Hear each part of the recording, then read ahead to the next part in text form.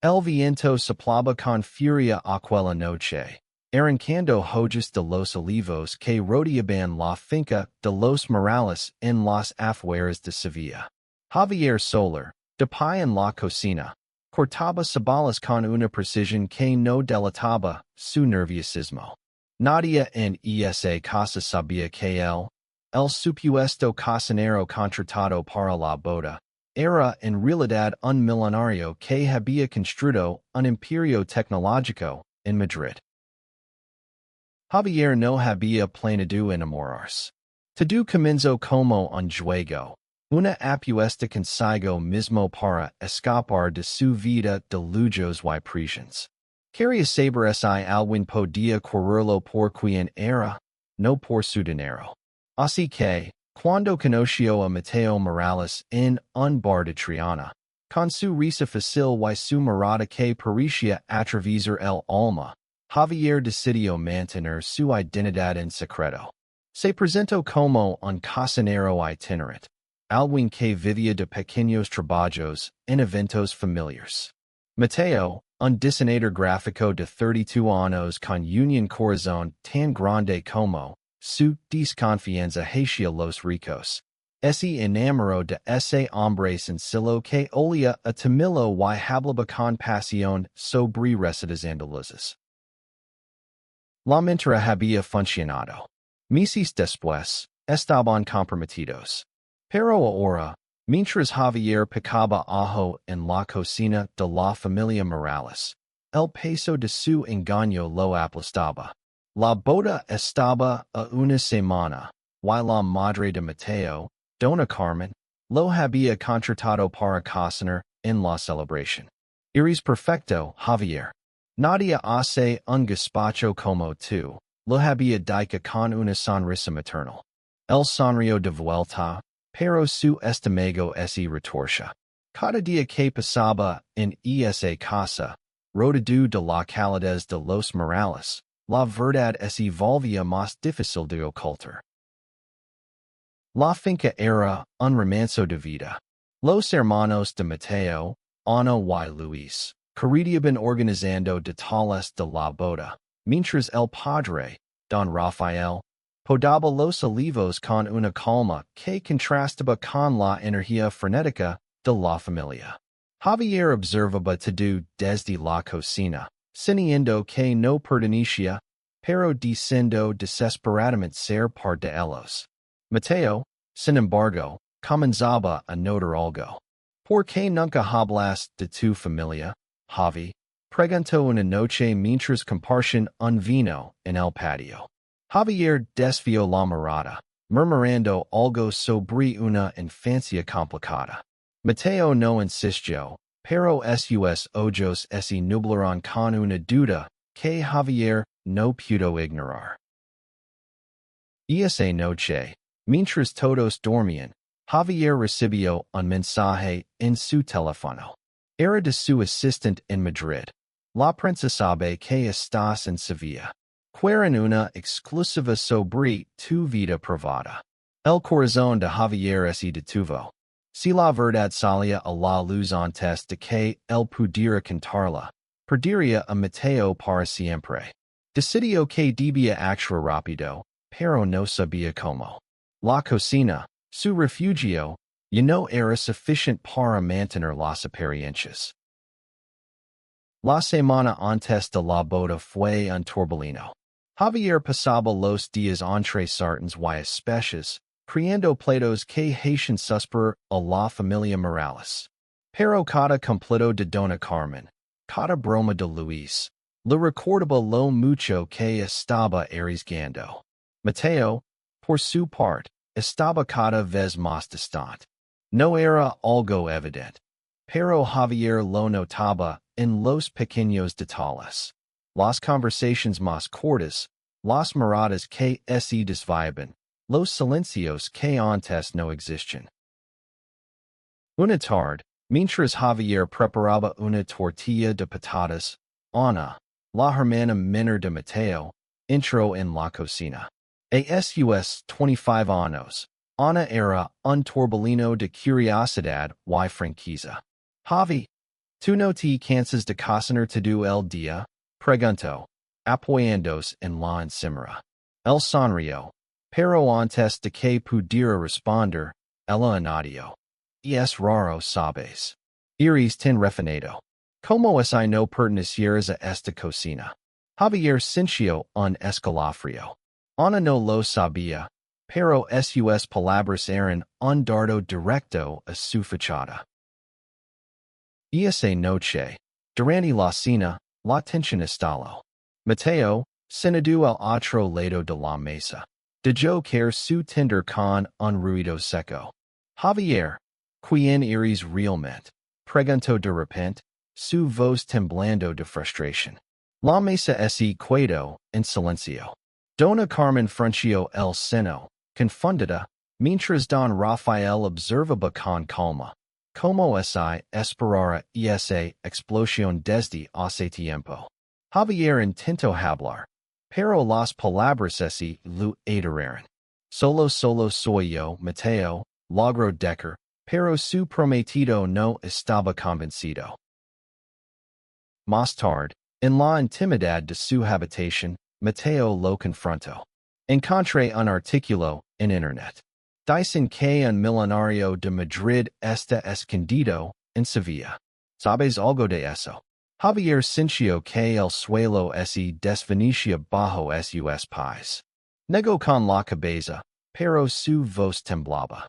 Mateo lo miró fijamente, sus ojos llenos de dolor. Si me estás mintiendo, Javier, no sé si podré perdonar. Javier pasó la noche despierto, mirando el techo de la habitación. Recordó su infancia en un barrio humilde de Madrid, antes de que su talento para la tecnología lo catapultara a la riqueza. Había jurado no volver a ser vulnerable, pero ahora, por amor, estaba a punto de perderlo todo. Decidió que el día siguiente le contaría la verdad a Mateo, aunque eso significara el fin de su relación. El amanecer trajo un cielo gris sobre la finca. Javier se levantó temprano, decidido a hablar con Mateo, pero antes de que pudiera encontrarlo, un coche negro estacionó frente a la casa. Era Elena, su asistente, con una carpeta llena de documentos. No puedes seguir escondiendo, Javier. La prensa está a punto de publicar todo, lo advirtió. Javier sintió pánico, pero también alivio. Quizás era hora de dejar de correr. Antes de que pudiera decidir qué hacer, Mateo apareció en el patio. Había escuchado parte de la conversación. ¿Quién eres tú? Preguntó, su voz rota. Javier intentó explicarse, pero las palabras salían torpes, llenas de arrepentimiento. Contó todo, su fortuna, su empresa, la mentira que había construido para proteger su corazón. Mateo lo escuchó en silencio, sus puños apretados. Cuando Javier terminó, Mateo solo dijo, necesito tiempo. Los días siguientes fueron un infierno. Mateo apenas lo hablaba, y la familia Morales, aunque confundida, intentó mantener la normalidad. Dona Carmen, con su intuición de madre, llevó a Javier a un rincón del jardín.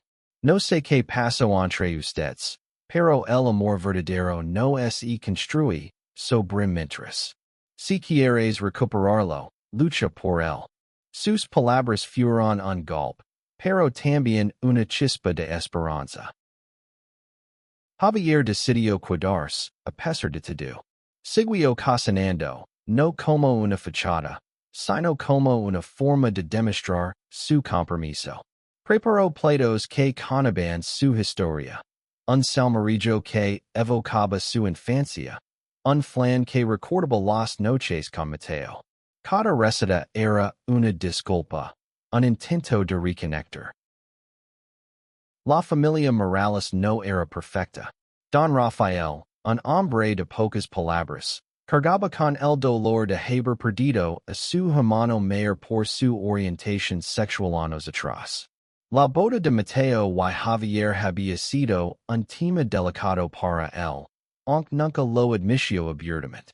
Javier lo notaba en las miradas esquivas, en los silencios incómodos. Pero también veía como don Rafael se esforzaba, como intentaba aceptar a su hijo por quien era. Una noche, mientras Javier limpiaba la cocina, don Rafael entró. No sé si eres quien dices ser, pero vio como mi risa mi hijo. Eso no es finge, dijo antes de irse. Fue lo más cercano a una bendición que Javier había recibido de él. Sin embargo, Mateo seguía distante, atrapado entre el amor y la traición. Ana, siempre observadora, comenzó a investigar por su cuenta. Encontró artículos sobre Javier Soler, el magnate tecnológico, y confrontó a Javier en privado. No entiendo por qué mentiste, pero si sé que haces feliz a mi hermano. No lo arruines. Sus palabras fueron un recordatorio de lo mucho que estaba en juego. A 2 días de la boda, la prensa llegó a la finca. Los titulares hablaban de el millonario escondido, y especulaban sobre la relación de Javier con Mateo. La familia Morales estaba furiosa, no por la riqueza de Javier, sino por el chaos que había traído a sus vidas. Mateo, abrumado, decidió cancelar la boda. No puedo casarme con alguien en quien no confío, le dijo a Javier, con lágrimas en los ojos. Javier, destrozado, decidió irse. Pero antes, dejó una carta en la habitación de Mateo. En ella, escribió sobre su miedo a no ser suficiente, sobre cómo el amor de Mateo le había dado un propósito más allá del dinero. Si alguna vez me perdonas, estar esperando, termino. Javier regresó a Madrid, pero no a su vida anterior.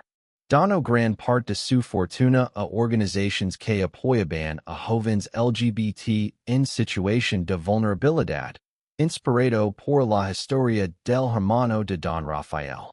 Cada día, revisaba su teléfono, esperando un mensaje de Mateo que nunca llegaba. Mientras tanto, en Sevilla, Mateo leía la carta de Javier una y otra vez. Las palabras de su prometido resonaban en su corazón, pero el dolor de la mentira aún era demasiado grande. Ana, siempre la mediadora, lo convenció de hablar con Javier una última vez. Si no lo haces, te arrepentirás toda la vida, le dijo. Mateo viajó a Madrid sin avisar. Encontró a Javier en un pequeño restaurante, sirviendo comida a personas sin hogar. No era una fachada, era Javier, el hombre del que se había enamorado, despojado de máscaras. ¿Por qué sigues cocinando?, preguntó Mateo. Javier sonrió, con los ojos llenos de lágrimas. ¿Por qué es lo único que me mantiene cerca de ti? La reconciliación no fue inmediata. Mateo y Javier pasaron semanas hablando, reconstruyendo la confianza que se había roto. Javier dejó su empresa en manos de su equipo y se mudó a Sevilla, donde abrió una escuela de cocina para jóvenes marginados.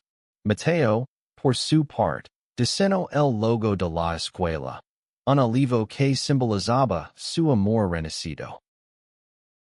La boda se celebró un año después, en la misma finca de los Morales. Esta vez, no hubo secretos.